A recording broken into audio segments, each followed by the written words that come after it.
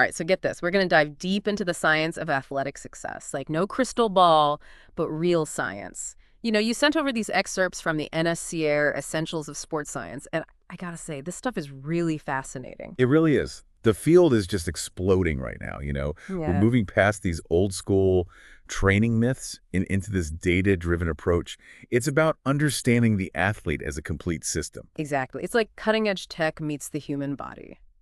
And using science to push athletes to their absolute limits. I think whether you're a coach or an athlete yourself or just a huge sports fan, this deep dive is going to be packed with insights.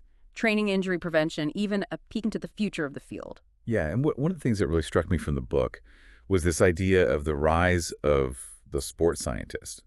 They're like the bridge between the research world and what's actually happening out on the field or the court. Right, because for so long there was this disconnect. Hmm. Research would be happening, but it wasn't always making its way into practice. The book talks about this guy, Dr. Kaijo Heikkinen, who actually found a clever way to get funding.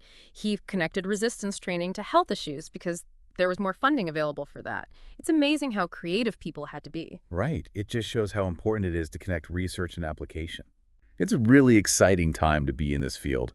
It's mind-blowing how technology is changing everything. Like, we're not just collecting data now, we're using it to get insights that we could only dream of before. It really does feel like science fiction becoming reality, Yeah. especially when you read about all the high-tech tools in this book. Yeah. But it's also a little bit like, whoa, hold on a second. Does all this tech raise some ethical questions too? Oh, absolutely. Right. With all this data being collected on athletes, we have to be super careful about privacy.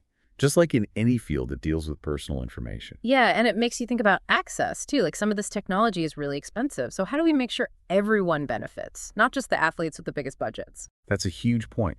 We don't want to create a system where only the elite have access to these advancements, right? And then there's the whole question of where do we draw the line? As technology gets even more advanced, how do we define what's fair play and what's considered artificially enhancing someone's ability? It's like a whole new level of the performance-enhancing drug debate. Hmm. But this time, it's technology pushing the limits of human potential.